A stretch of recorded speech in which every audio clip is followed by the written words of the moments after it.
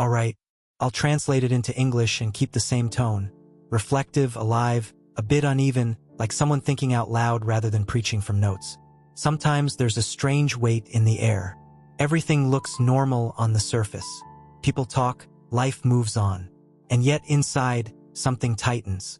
Tension, heaviness, a sudden sharp edge in someone's voice, or a silence that cuts deeper than words ever could. For a long time, I thought it was just personality, fatigue, bad moods. But over time, you start noticing something else. Not everything fits into psychological explanations. When you've walked with God long enough, a realization slowly settles in. We're not only dealing with people. There's something deeper at work, sometimes darker. The Bible never hid this. From Genesis to Revelation, it speaks about war. Not a war between people, but a battle happening in the unseen realm. We don't wrestle against flesh and blood. That sounds spiritual and distant until it touches real life. Marriage, work, family, online conversations. Those moments after a discussion when nothing dramatic happened, yet you feel drained, unsettled, off. Dark influence rarely comes aggressively. It almost never looks like the movies. Comes through words, through tone, through an offense you can't seem to let go of, through a doubt dropped casually into a conversation, through something that sounds reasonable but steals your peace. And the hardest part is this. Most people don't even realize something is speaking through them. This isn't meant to produce fear. It's about freedom. Because if you belong to Christ, you are not powerless. You carry authority. Real authority. Quiet, grounded, steady. And today I want to talk about how not to lose it. How to recognize influence. How to stop reacting in the flesh when a spiritual response is needed. And how to shift atmospheres without trying to control people. First, you have to know who your real enemy is. One of the enemy's most effective strategies is distraction. If he can convince you that the problem is a person, their attitude, their tone, their opinions, he's already halfway to winning. The moment you start fighting people, you step out of spiritual authority and into the flesh. And the flesh never defeats darkness. Paul says it plainly. We wrestle not against flesh and blood. Not your spouse, not your coworker, not your boss, not your friend, not even your enemy. The real battle is happening behind the scenes. Remember when Peter told Jesus, "This will never happen to you?" It sounded protective, even loving. But Jesus responded sharply, "Get behind me, Satan." He wasn't calling Peter Satan. He was addressing the influence. And here's the uncomfortable truth. Sometimes even the people closest to us can, in a moment, become a channel for fear, confusion, or resistance to God's will.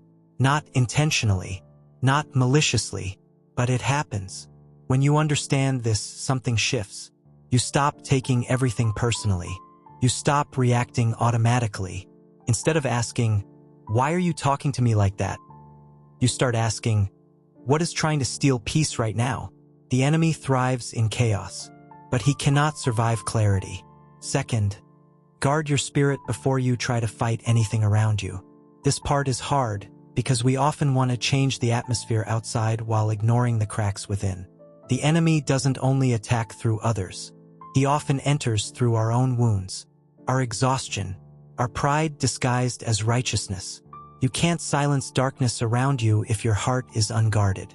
God's armor isn't an emergency kit. It's a lifestyle. You don't put it on once you're already bleeding. You live in it. Jesus withdrew to pray before every major moment.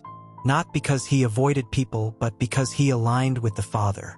Real authority is born in the secret place. Not in loud arguments. Not in clever words.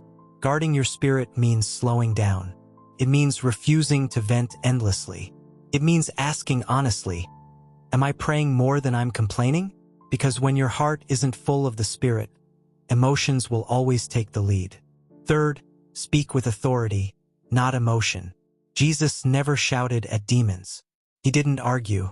He didn't react. Be quiet. Come out. Calm. Clear. Unshaken. We often do the opposite. We raise our voices. Let pain talk. Let frustration decide the tone. And we lose our position. Emotions aren't evil, but they're terrible leaders in spiritual warfare. Authority doesn't need volume. It needs alignment. Sometimes the strongest thing you can do is say nothing and pray. Not respond immediately. Not correct. Not defend. Let God speak once your heart is steady again. Fourth, love is a weapon. Sounds too soft, too gentle. But love suffocates what force cannot defeat. Darkness feeds on division, bitterness, offense. Love cuts off its oxygen. Jesus always separated the person from the influence. He never humiliated those in bondage. He saw the soul and rebuked the darkness. Love doesn't mean tolerating toxic behavior. It means refusing to answer darkness with darkness. Sometimes the greatest victory isn't proving you're right. It's keeping your heart clean. Fifth, some things move only through prayer and fasting. Not everything shifts quickly. Some knots don't untangle through conversation. Prayer isn't just communication. It's confrontation in the unseen. Fasting says, God, I want you more than comfort. And often, while praying for others, you realize God is working on you, strengthening, softening, preparing. Sixth, create an atmosphere where darkness can't breathe. You don't need to chase demons. Just make the environment uninhabitable for them. Your home, your music, your conversations, your thoughts. All of it shapes atmosphere. Worship isn't a reaction to victory. It's how victory is created. When your life is filled with light, your presence alone becomes confrontation. Seventh, know when to walk away. Not every battle is yours forever. Sometimes the most spiritual choice is release. Jesus went where hearts were open. He didn't force outcomes.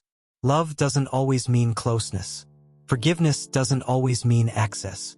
Sometimes peace comes through distance. And finally, you were never meant to fight people. You were meant to fight for them. You carry authority to shift atmospheres, to guard peace, to speak life, to love until darkness retreats. The battle is real, but the victory is already decided. The key is remembering who you belong to and what you carry within you. It comes from knowing when not to use them. There are moments when God asks you to speak, and there are moments when He asks you to stay quiet, even when everything in you wants to respond, to explain, to defend yourself. That restraint is not weakness. It's maturity. Spiritual authority grows in silence just as much as it does in action.